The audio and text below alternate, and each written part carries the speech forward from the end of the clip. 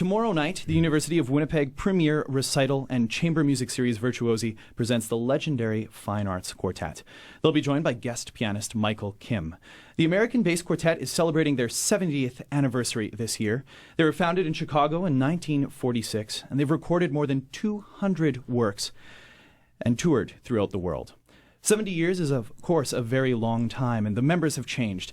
Today, the Fine Arts Quartet consists of American first violinist Ralph Evans, who is a prize winner of the International Tchaikovsky Competition, Russian-born second violinist Efim Boyko, who was chosen by Daniel Barenboim to be concertmaster of the Orchestre de Paris, and Canadian violist Juan Miguel Hernandez, who's recorded with Norah Jones and Chick Corea, and British cellist Robert Cohen, who, in the words of New York Stereo Review, plays like a god.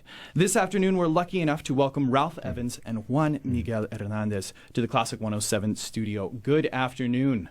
Good afternoon. It's a big pleasure to be here. Well, it's such back a pleasure. In Winnipeg. I was going to say, back in Winnipeg after a few short years. You were just here a couple of years ago as part of Virtuosi. It's a perfect time of the year to be here. Well, I was going to say January. I'm sure this wasn't what you were expecting. We weren't expecting it here. It's a wonderful thing. And so, like in the introduction there, I mean, 70 years is such a feat, and especially 70 years of this refined and elegant and warm playing.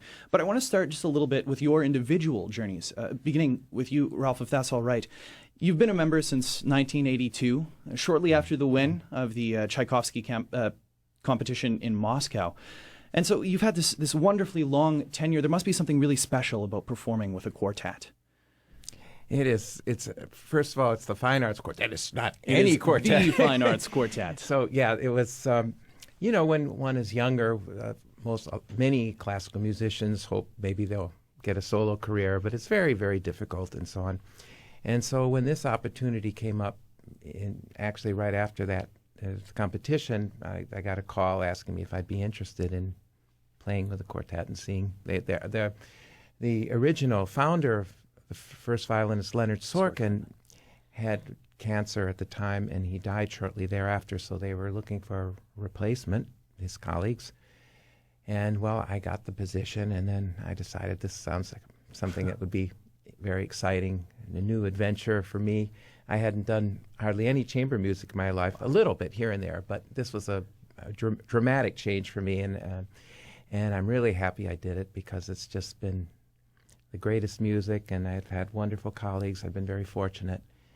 So it's been and a great adventure. I'm sure it has been, as you guys continue to travel the world. And in those colleagues, one of the things that really struck me with the Fine Arts Quartet, and I'm sure with many others, is the real lack of turnover. There's only been like 10 or so members in this 70-year history, correct? And then you get newer members like Juan Miguel. Welcome to the studio. And I was wondering if you could chat a little bit about your musical background and, the diverse quality that you bring. So I actually had been 7 years in the Harlem Quartet previous to joining the Fine Arts Quartet. So I did have a little baggage in the quartet world.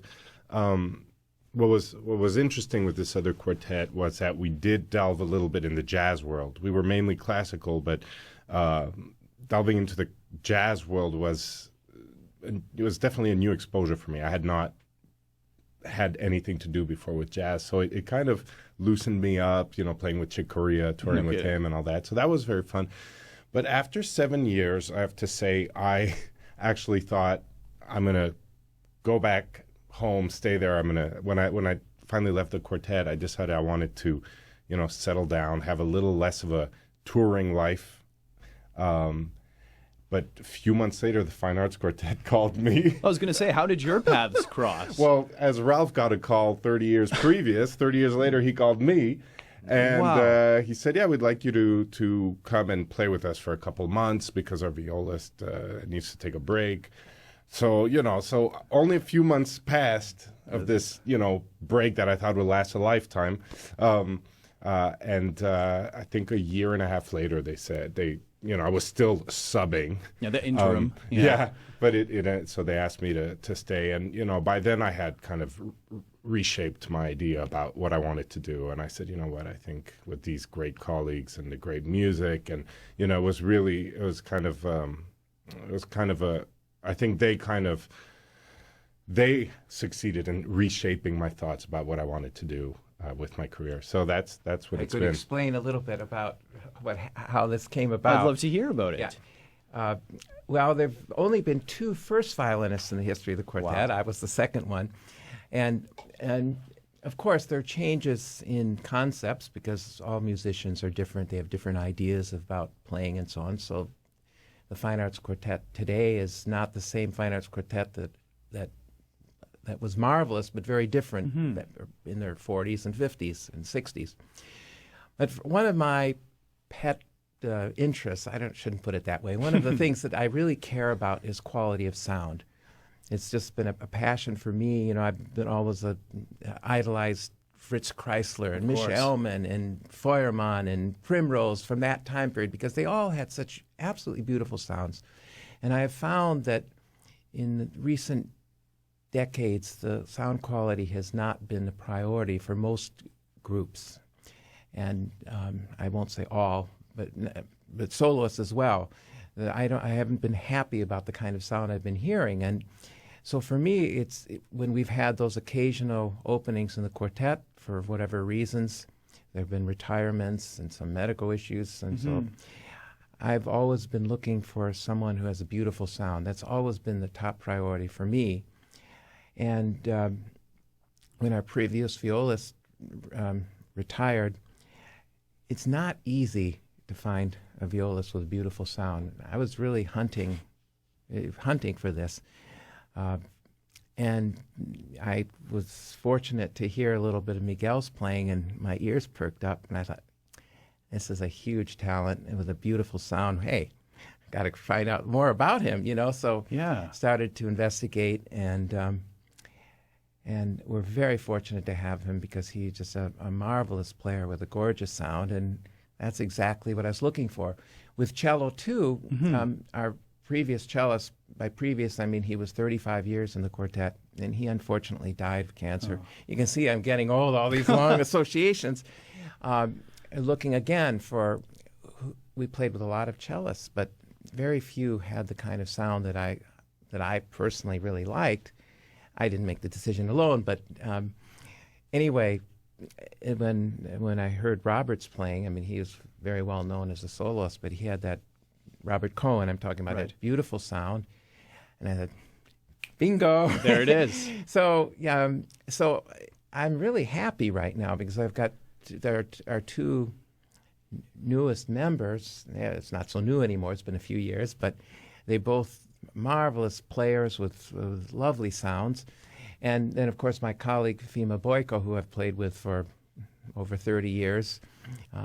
He's a marvelous player already. So together, I'm feeling like we're in great shape. And it's a special shape because the sound quality is what I'm looking for. So I'm really pleased. I can really, not that the previous people weren't. They also had it because we get to choose who we play with. And absolutely. Sometimes it doesn't work out in personalities. Sometimes things happen. But it's been I feel fortunate that it's worked out, and we have just 4 really great players. Absolutely. That doesn't sound too vain, but no, I with mean, the most beautiful sound. What more can one ask for in the greatest music, the greatest classical music? It's really been a pleasure. And I feel like the audience recognizes that sound. And I mean, when you were last here, rave reviews, everyone enjoyed the performance. It was incredibly engaging. And you were joined by Micheal Kim. And I was wondering, what's it like to have him return to the stage with you guys to perform once again this year in 2016? Well, he's just great. I couldn't believe it. We started rehearsing with him, and it went so smoothly. He's a very busy man, He most certainly is. Because he, besides being a marvelous pianist, he's also deeply involved in administration, and I know how that can sap all your time and energy, and I don't know how much he practices, but he just played with a beautiful touch, and it just went very smoothly, and he admitted it's his first time performing this piece. Yeah, it's the Dvorak, and right? it didn't sound like it was his first time. So he's Wow. he's a you very sensitive musician. you see what talent gets you. That's just it. And so, speaking of the program and the Dvorak, that's the piano quintet that's on the docket. Could you talk a little bit about that, as well as the Beethoven Opus 131? I mean, late Beethoven. It's always a pleasure to hear that work. I played it a little bit earlier in the show in full, a favorite of mine. So I was wondering if you could talk about that work in particular. Well, you'd have to say, arguably, that it's Beethoven's greatest quartet. Although I put stress on arguably because they're all great and they're all different. But among the late ones, that's perhaps the greatest one. And it's thrilling to play. It really is. Schubert would agree with you. When he heard it, he did. He apparently did say that it was impossible to top that piece. It's really thrilling, and it's a challenge.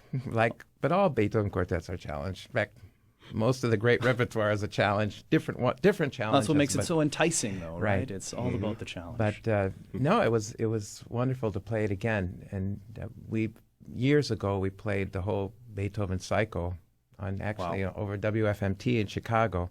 That was a bit of a pressure situation live on the radio, but we haven't played 131 for some time now, and it's great to come back to it. It's just really exciting. And Dvorak is just one of the classics.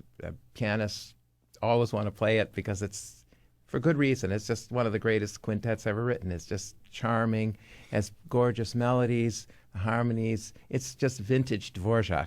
It is. And sometimes thinking, well, let's try playing another. There are a couple of classic piano quintets: Schumann, Brahms, Dvorak are maybe the big three that are played the most often.